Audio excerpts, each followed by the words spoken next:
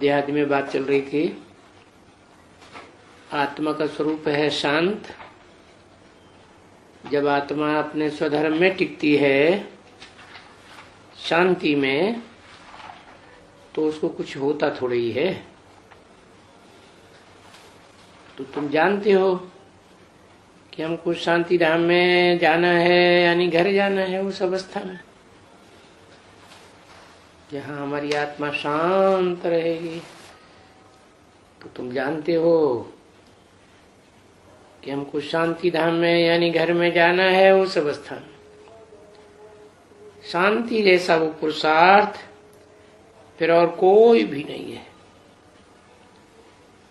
क्योंकि बाप भी है शांति का सागर। और वही तो कहते हैं कि मेरे मिसल तुमको शांति का सागर बनना चाहिए।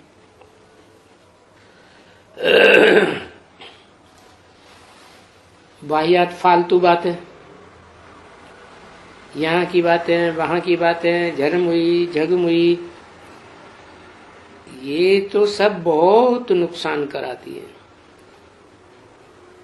और फिर अपने बाप जो डायरेक्शन देते हैं, ऐसी बातें नहीं करना चाहिए। सुप्रीम बाप डायरेक्शन देते हैं, इससे तो शांत कर देना ठीक है।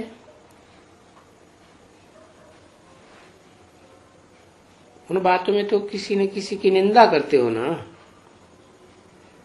बच्चे। जो शांत स्वरूप आत्मा होती है, वो शांति में कोई की निंदा थोड़ा ही करती है, किसकी भी नहीं।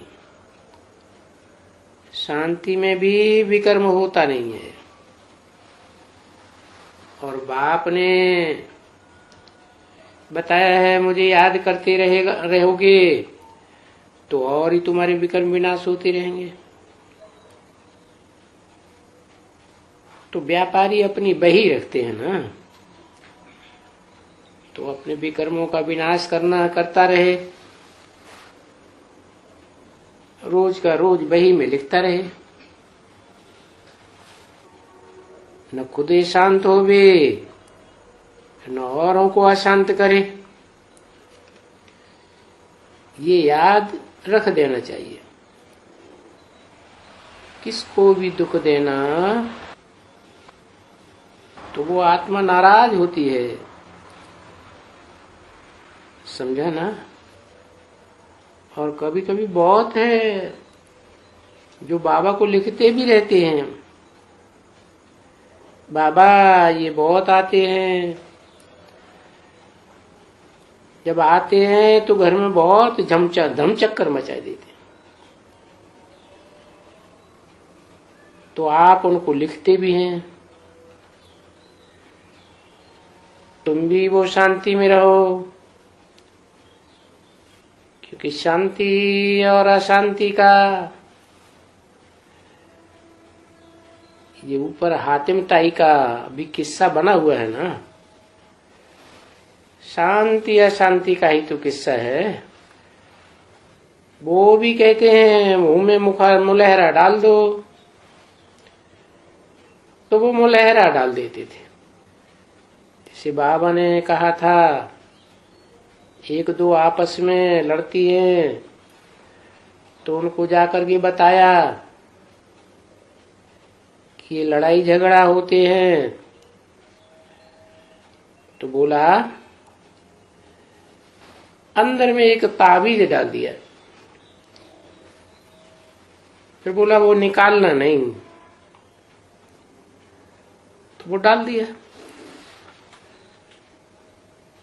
तो कोई बहुत बात करे तो सिर्फ ये कर न सके क्योंकि वो निकालने का नहीं, ये तो ताबीज है, तो निकालेगी नहीं तो बेचारी बोलेगी कैसे, बोल न सके। तो ये तो दृष्टांत देते हैं, मुंह में मुलहरा डाल दिया, समझा ना। ये दृष्टांत भी है, क्योंकि बच्चों को शांति में रहना है।